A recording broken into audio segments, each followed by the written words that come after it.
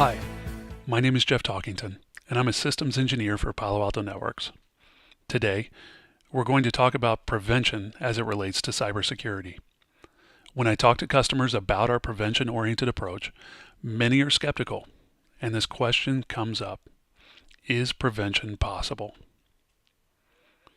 At Palo Alto Networks, we have a mission, and it's to protect our way of life in the digital age by preventing successful cyber attacks. Notice, we're not talking about detecting and remediating. We're talking about preventing successful cyber attacks. Everything about our way of life depends on security in the digital age. All of your information, your bank account, your health records, your personal information is represented in a digital format. It's vital that we prevent the theft, destruction, or sabotage of this information. But how do we do that? How do we prevent successful cyber attacks? Isn't 100% prevention impossible? At Palo Alto Networks, we do this through a platform approach that integrates all of our capabilities into an automated security architecture designed to prevent even the most sophisticated attacks. Let me show you how this plays out by presenting the attacker's dilemma. To be successful as an attacker, I have to complete a number of steps, and they have to be done in a specific sequence. I have to gather intelligence about an enterprise, leverage an exploit through a method like spear phishing or a drive-by download.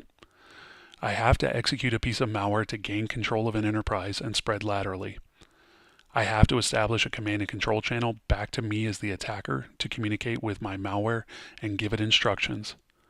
And then I can go about stealing and exfiltrating the valuable data in an organization so I can use it or sell it. Since we at Palo Alto Networks take a platform approach to security, we have a solution for all of these steps, not just one or two like a security point product. For the sake of argument, let's say we're just 99% effective at prevention on each of these steps. For step 1, I have a 1% or 1 in 100 chance of success. As I move to step 2, that 1% becomes 1% of 1%, or 1 in 10,000 chance of completing step 2. As I move down the steps, my chance of success becomes exponentially harder until it's 1 in 10 billion. Our platform approach uses positive security controls to reduce our attack surface even further. Within each policy, we use App ID to only allow applications we specify regardless of port or protocol. This means that we're looking at the application layer, not just a port number. User ID to allow access to only certain users or user groups, and we can pull this information from AD, Exchange, eDirectory, or syslog sources. Content ID to prevent known threats using our threat prevention capabilities. URL filtering to keep users away from malware, phishing, or unknown sites. File blocking to prevent the downloading of weaponized executables, and command and control signatures to keep malware from phoning home or exfiltrating data.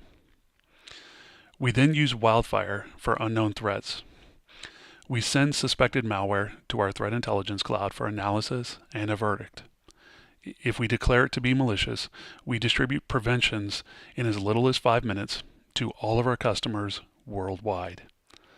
So to be successful as an attacker, I have to be coming in on an approved application, as an approved user, and using an attack method that's never been seen before. Assuming I can do all of that, I have 5 minutes to carry out my attack before the doors close behind me and I'm prevented from attacking any Palo Alto Networks customer anywhere around the world.